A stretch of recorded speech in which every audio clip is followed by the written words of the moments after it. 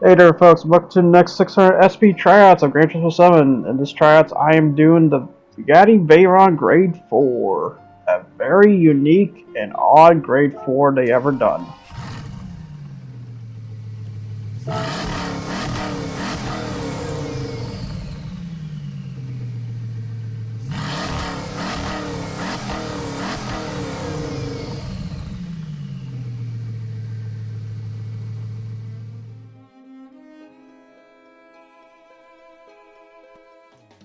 So here's the tuning setup for the Bugatti Veyron Grade 4, which there's not much you can really do, which I'm not surprised because this is a very unique car in regards concern.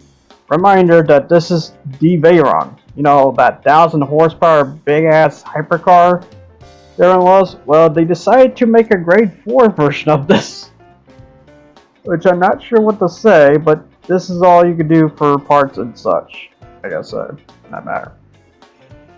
Yeah, not a whole lot you can do. You can just lower it though to like a cup race, but that's really about it. And they can add another turbo to this, because yeah, here's the weird part. This doesn't have much for horsepower. I guess it's more of an NA setup than a quad turbo setup the supercar has, or the regular hypercar has. But that's about it you can do to it. There is a special thing you can do too on top of it. You can add the drift car motor into the Bugatti Grade 4 and 2 on top of it, which is LS7 BRZ drift car. You add that, but just be warned, fuel is going to burn like no tomorrow with that. But here is the rims you can do, which can't really do much either to it at the end of the day. It does tell you that the fronts are 19 inches and the rears are 21, so yeah, some cars are uneven on that inches department too. Aligned differently, I should say. So yeah, not much you can do there. And then the last thing you can technically do for design stuff, you can change the light covers in case you want yellow ones instead of the white ones.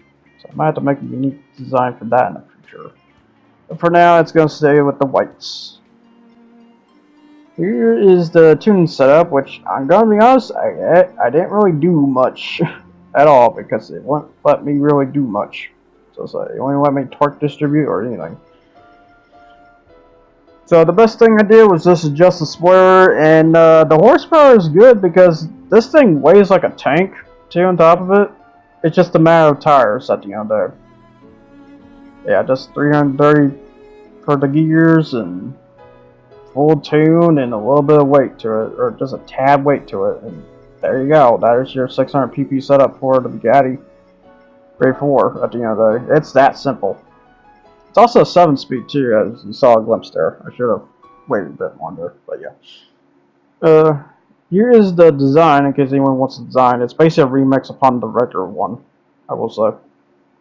There's a little ads because it looks like an owl to me on top of it. So the Bugatti Grade 4, I don't know what to really say about this car at the end of the day. I guess this is like Volkswagen's attempt to make a race car out of it, but they decided to give it one turbo and leave the W16 as it is or something. I'm not sure what to say.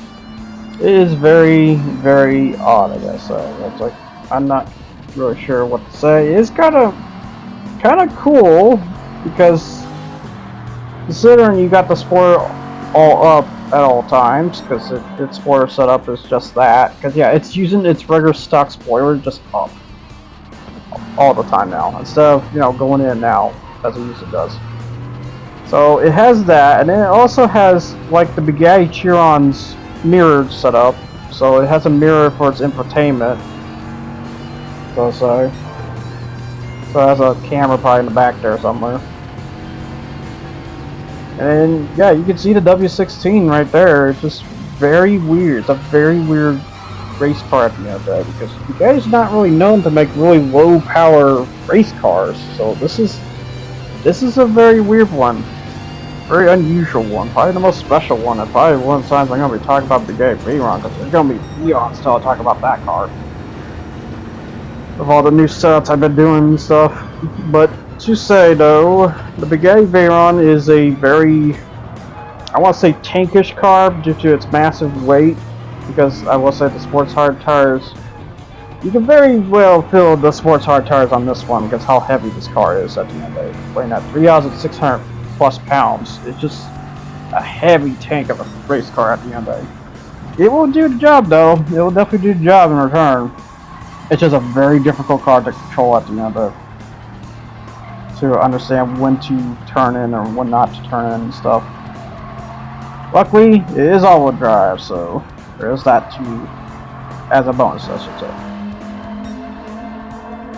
And yeah, being all-wheel drive is definitely faster than the two contenders that already went around this track so far, which is the Viper and the Supra. Because, yeah, he had like 113.5 there, I believe. Yeah, 5, yeah, 592. So let me see the times of what they did here, so to say. Yeah, this car is just a good kind of fast, but tankish fast, I will say. It's like it has its handicap, but it will do its job at the end, so to say. If there's one trade-off, well, I mean, it is a W16, so you can probably guess what I'm gonna say. Fuel. Fuel is definitely gonna be a big notice here. I'm gonna mention the real stats later on here, but I will say no doubt fuel will be a cost to this car a little bit. And such. But yeah, it easily floors the Supra and the Viper at the end of the day. The Supra only hit 114.4 while the Viper hit 114.5. This just nails the coffin between those cars at the end of the day. And more of a reason, why do we have all-wheel drives with rear drives for Gr.4 race cars? This is the one thing I just never understand, because all-wheel drives are downright superior. There's like no denying to that, unless you take the, which I think this is the only way it can be, is through the miles per hour way I did like recently for subs. Otherwise, through PP, this car is way faster. Oh, see, I did a film. Oopsie. So say goodbye to that lap, because yeah, whenever this happens, yeah. It does make me wonder, should I really have the penalty on or not, but it should just in case if I'm cutting corners or not. Anyways, on to the actual best lap, but yeah, 113.568. I will say this thing struggled to try to pull the best lap time at the end of and such. It's very difficult to get the right punches for this car. It's also a bit tough to get around, so to say. Because like I said, it's literally a tank on wheels. Literally. And all they have to do is put a can in the back where the motor's at. So. But yeah, the Bugatti Veyron is a very unusual, and also probably the cheapest Veyron you can buy too, considering it's like $400,000-$500,000. Where the regular Veyron's like $2 million or something like that. It's that much of a difference. Overall, it's very insane. It's like, I'm not sure what this was made in mind for. They could have brought back the Nardo if they wanted a race car. For God's sakes. It's really weird. It's a really weird direction at the end of the day. But here comes the best lap. In at 112, 113, 113.428. Which is not bad. Not bad at all. Definitely on the tops. But definitely the number one for now. But now on to the Dragon Trail. Because yeah, like I said, I didn't have to even put much weight because it already has all the weight it needs basically for this build at the end of the day. To drive like a tank essentially. And such. It's very, very insane in that regard. But yeah, I gave it like a bunch of owl vinyls because it also, when you look at the face, it looks like an owl to me. Whenever I look at this car, it just looks like an owl because it has like a beak in the middle and the eyes, the slanted eyes. It just reminds me of the Harry Potter owl at the end of it. But instead of the white, I gave it a golden yellow. So, yeah, I thought this was pretty good. This did that, gave it some checkers, some lines and stuff. A little bit, some vinyl magic to it at the end of the day. I just not bad, so to say. Yep, so now on to the balance track that is Dragon Trail, which, as the thing goes, let the momentum and its balance swinging to win the race. which this is probably pretty good at this, and especially going to be good later on here as well. Yeah, it is definitely a speed car, I will say that. I will say that is the big trait you're getting. You're getting what is essentially a speed car at the end of it within this range. It's just kind of crazy though. It's like, okay, so so essentially you have a Bugatti Veyron, a tank-sized car in the most basic tier possible. Not grade 3, not grade 2, not even grade 1, grade 4. I would kind of expect this in grade 3 to be honest with you, but I guess they wanted to keep that all-wheel drive very badly, so instead it is a all-wheel drive sitting at grade 4 with all the other all-wheel drives, which is like, you know, it's a pretty good competition between Lamborghini, Nissan, Subaru, Mitsubishi Lancer, that sort. Like 4 other all-wheel drives I can think of. There's probably a bit more because I think that Tenza's one too. Yeah, it's just pretty crazy at the end of the day that, oh hey, you get to drive a Bugatti Veyron for a grade 4. I don't even know what to say. It's like, that's kind of cool, but why? Who asked for this? I don't know, at the end of the day, if you were a supporter of grade 4 Bugatti, because I think this was in sport too, well, here's your wish basically. If you want a Bugatti as a grade 4. You know, it kind of shows the worst part. Yeah, I will say, when I think of the Bugatti production, I think of them as a hyper drag car at the end of the day. I do not really count this as a supercar, to be honest. Just for one thing, it's not light. It has a big ass freaking motor. It has a shitload of horsepower. Way more than it needs to be for burn fuel reasons, because say goodbye to your fuel tank, basically. But as a grade 4 is one of the weirdest aspects to deliver upon this car and technically give it a better edge to it. It's really weird. It's like, it really makes the car better. Like, Gr.4 made this car better, because I will say this probably does not exist. I assume this car does not exist because there's no year dedicated to it as such. And as a result, you just have a Bugatti that just exists in this realm and exists as a 500 horsepower grade 4 race car. Just one of the most weirdest aspects I've ever seen, and I gotta be honest, I kinda like it. I like it. I don't think it's the best thing ever though. You can be driving for all-wheel drives. You'd probably be better off driving a Hurricane, because the Hurricane can go through Le Mans like 4 laps, so you know. So and that is a hell of an achievement compared to something like this. This, probably 2 laps, I assume. I didn't really check the Le Mans race, I probably should have, though. Just to see, because I am curious, I am downright curious about that such, but it is what it is, so now I'm going through the best lap, because the best lap happened immediately at the 2nd lap.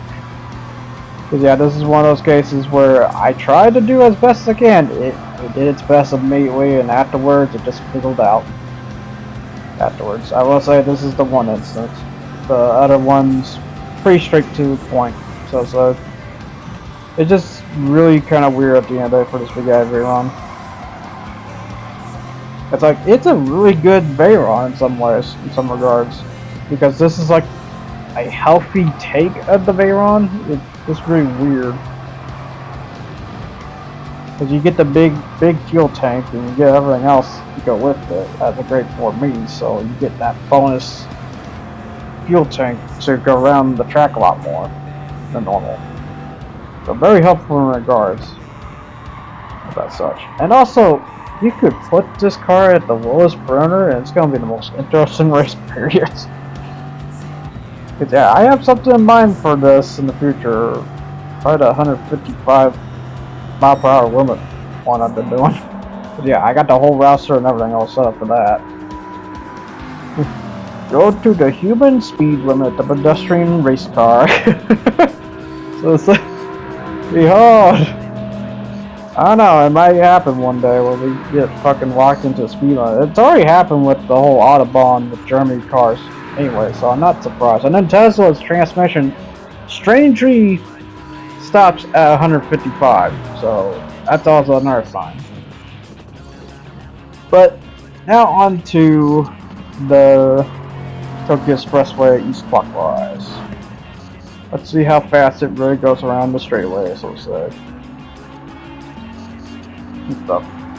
But yeah, if you're worrying about the Dragon Trail time, yeah, it kind of easily destroyed those 2 times turned off of it. Although I will say the Super was more kind of even there. It hit 150.9, but where this hit 150.5, well, oh, so still kind of a competition to underhand at the end of it. So yep, now onto the Tokyo Expressway. So, but yeah, if I gotta say, yeah, this thing is pretty freaking fast for straightaways and stuff. It's pretty impressive in regards, probably because of the fact the spoiler doesn't hold it back so much. Because I will say, this is like the perfect alignment for a spoiler, except for looks wise. It looks like a dinky little spoiler, but it does the job. It does the job. This is a very strange performance in regards. So it's got like again, it has the Bugatti Chiron with an infotainment and everything else. Very special. It's a very special car. Like one of the most unique cars Gran Turismo has done for a long while, I gotta say. Besides their vision cars and, you know, the other stuff they do every now and then. Yeah, I think this is like one of the last special ones they kind of did since then. Yeah, now onto the big old straightaway. See how fast it goes. Because I think I recall it goes like 190, maybe? It's going pretty fast here. Yeah, hitting 209.575. Well, goodbye, guys. This thing goes. But yeah, the fastest the Supra and the Viper did. Yeah, they did 210.2 for Supra, while the Viper 210.7. Is it because of fuel difference? Yeah, fuel difference is going to be a matter in this case. Because like I said, it's definitely going to at least need 1 pit stop, I'll say, for the current choice. And stuff. But overall, in terms of speed, pretty quick in regards. Because yeah, when I meant by 190, I mean in the Le Mans straightaway. Because yeah, in this straightaway it's a bit less, but that's pretty good where it's sitting at though. 183, it's pretty good. So once it hits that number, that kind of number, it's kind of pretty good in regards. So yeah, speed definitely like a 3, but it's an okay 3. Considering like everything else is really good, from acceleration to steering, it's like probably a 4. Or no, steering is probably a 2, but acceleration is probably a 4. So this thing does move at least. Or a tank, it's very sluggish. So like a 3, 4, 2. In regards. And that's such. But yeah, the Bugatti Veyron Gr.4 specifically is just a very weird race car at the end of the day. One of the weirdest race cars they ever done. Period. Besides, I can think of like, heck, because even the Citroen by GT, there is no Gr.4 variant, surprisingly. There is only just. Oh wait, no, I take that back. There is. Never mind. I'll be seeing that sometime soon. That's right. Wait a second. Yeah, there is a Gr.4. Because yeah, that one you would think would be very interesting. This is even more interesting. And it doesn't even need to have to exist, besides, I guess, to support Volkswagen more, since Volkswagen has those FFs and they kind of need all-wheel drive, and this is the all-wheel drive, to be honest. But yeah, 209.425 right now. Definitely beating the time it was doing for tuning up and such. So let's see how fast it really goes on this best lap. Yeah, something tells me a lot quicker than that for this case. In like a 185, which is the perfect amount of speed for the straightaway here. So once it's in those parameters, I consider that a win-win. So.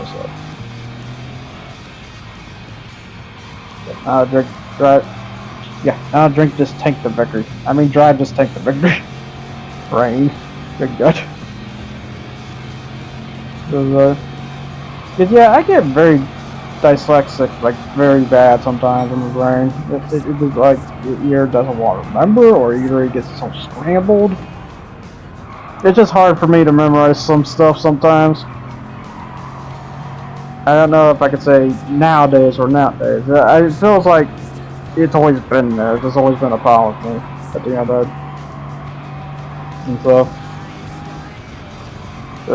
in case you always wonder why I sound like crap sometimes, it's because I am crap. Because comes to saying things right. And such, because I am definitely not perfect about it.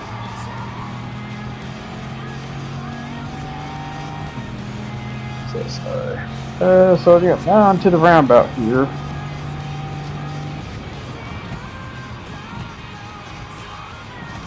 Yeah, I gotta make sure the camera's pinpoint perfectly, so that way you can tell how I steer and such, and you know, listen good. Yeah, hitting a .4 there, that's pretty quick. Will it match it? Will it break the 209 scale? Because if it does, oh my god. Let's see here, 205, 206, 207, 208, 208.983. That's a very fast time for this car. Alright, so what can it do? I mean, obviously, it could be basically just do the World Touring Car events from 600. If you slap racing hard tires, you can do 700. If you so wish, because they're not that high in the 700 region. So yeah, you can basically just do Gr.4 stuff. Gr.4 stuff, you can do, if you so happen to put sports hard tires, you can do the World Touring 800 in that case. And such. So you got a lot of options to go about on this. Now, you can do that too. I will say it will balance you though, based on the speed of the track and such. And then you got World Touring Car 600 tournament. I will say beware of Red Bull Ring, because the White Rabbit's a real freaking mess with that. And then the 700, which there's technically no problems with the racing hard tires for that. No doubt it will slay that like the rest. So overall, the Bugatti Veyron Gr.4 is a champ. It's a taken champ. It's basically your minion, I would say. If I had to compare it by Twist and Mel standards, it's basically the minion. It is a minion that looks like an owl. At the end of the day. So if Minion wasn't driving a tank, if he was driving a hypercar instead, he'd be driving this.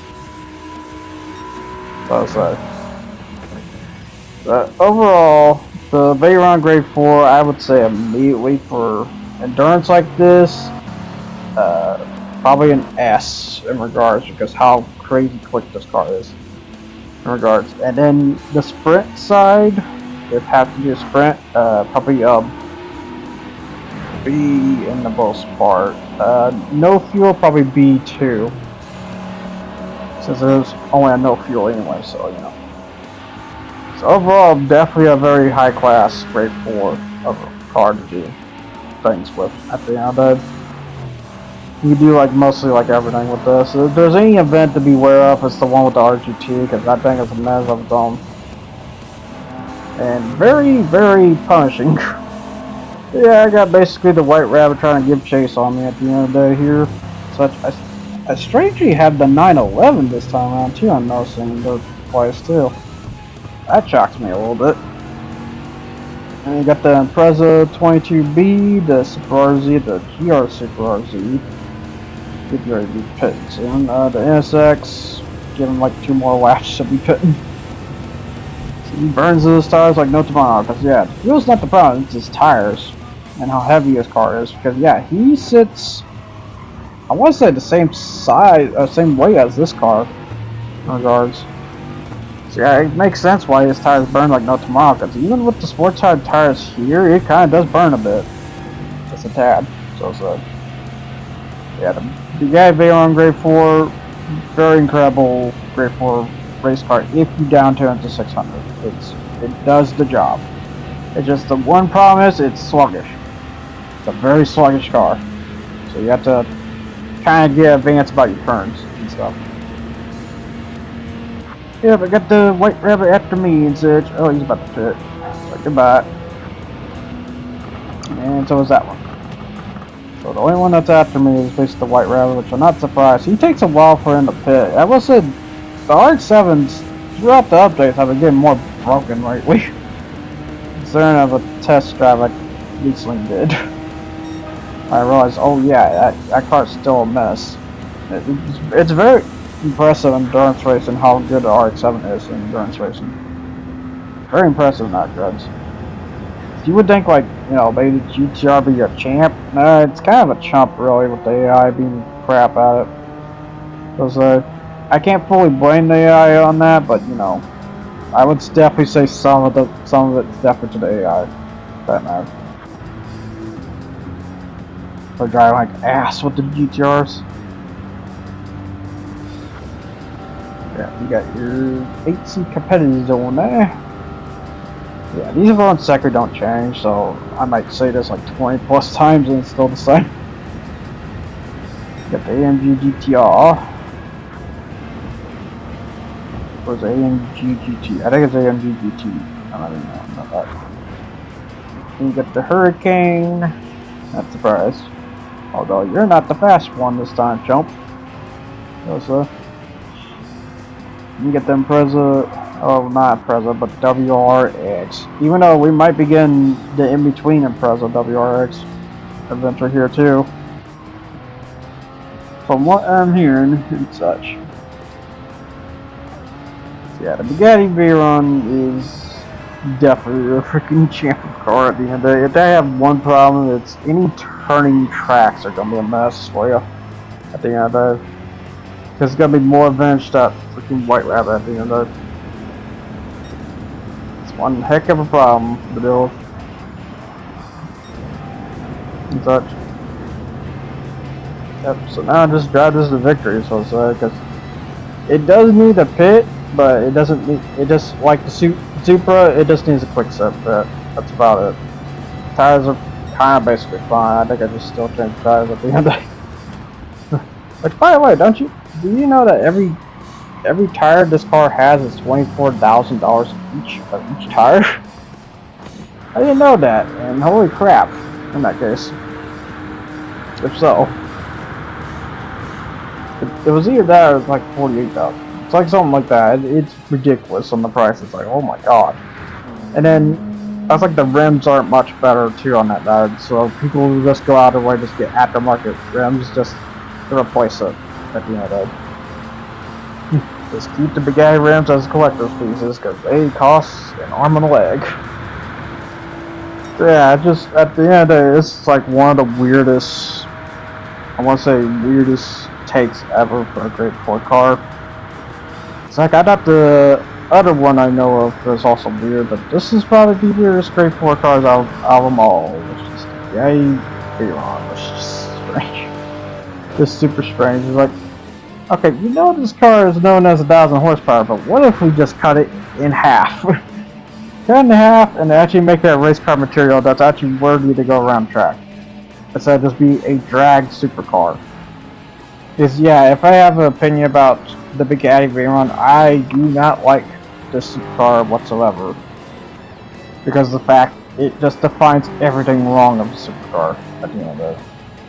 Besides it going fast, which going fast is nice and all, but when you got other competitors that also look better, look wider, look faster, that's kind of a problem of its own, I guess.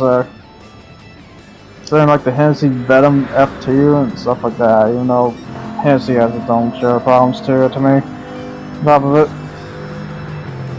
and such. But yeah, very, very fast car in regards, I guess, for the Veyron. They're trying their damnedest, but they just can't really keep up at the end of the day. Because of the big old fuel tank advantage. If I didn't have that fuel tank advantage, it'd be completely different of a story, so yeah, the Veyron is just not known to have good fuel punch whatsoever, so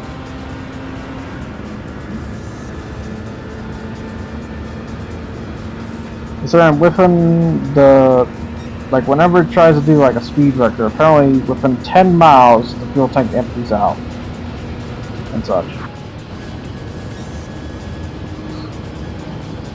Yeah, this car is known as one of the fastest top speed record holders for a good while, considering it's God, I can't remember that one special edition, but the black and the winged one specifically, that did one of the fastest records. Such. I think it's a super legit, it's like something else. Very weird one.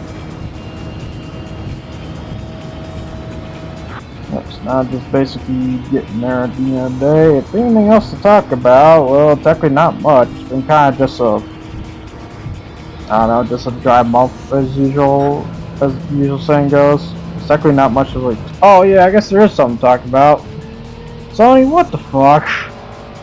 In regards, of all the consoles that go up in price, they decide to go up in price as well. It's like, oh my god. It's like, going from $500 to $550 for a Slim. Oh, $750 for a Pro. My god. Just, my god. Those are bad numbers. Those are very bad numbers you don't want to be in. And then you just have some people just saying, PlayStation 6, probably $900. Just, oh god, I hope not.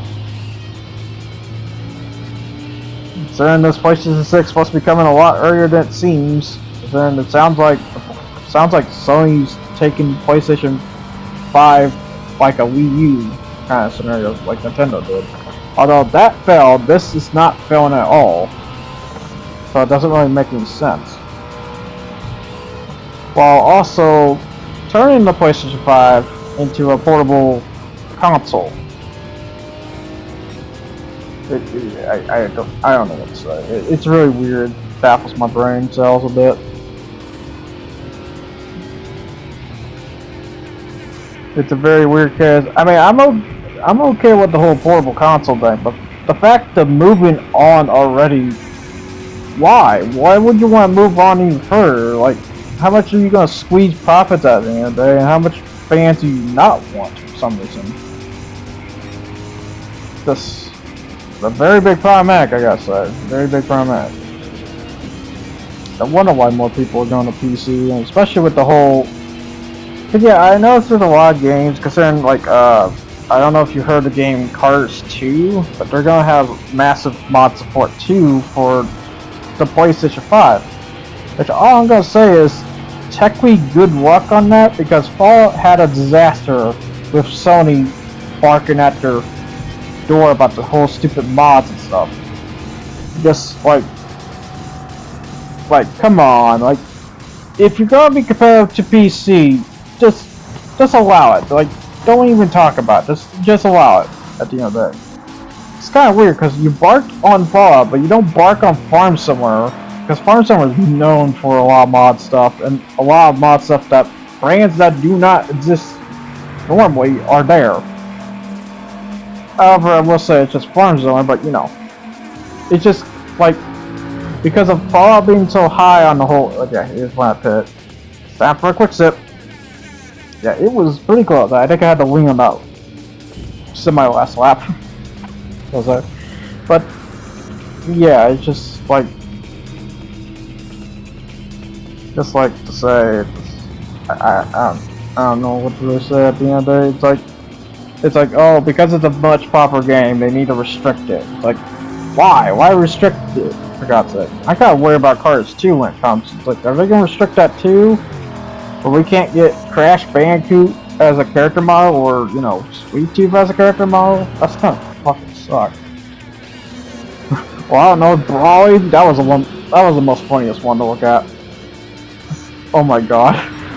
You even got like one of the impersonator actors to voice us him. So good. Just so good. Yeah, there's things like that. There's there's a lot of good things, but then there's a lot of nasty things that these companies are just doing, which I don't understand, besides wearing a sickle and hammer cross on their hats at the end of the freaking day. You know? Oh, we own this company and you can't do a damn thing about it. Not unless enough people want to turn around and petition called Stop Killing Games. Ever heard of that? Because shit's about to get real, I'll just say that when that time comes. That'll be the first stance we're gonna make on this poll at the end of the day. And hopefully more. Because if I have to say the loot boxes need to go, the other shit needs to go, just like no more of this shit. No more squeezing. The squeeze needs to stop. You need to be fair, we need to be fair. So. And especially the censorship shit, man. Get it out of here. Fuck your woke ass. The saying goes. You know? This at the end of it. Yeah, it's the time to cross the line, as it goes.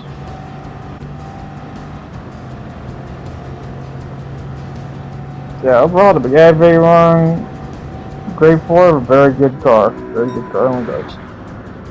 That's the job.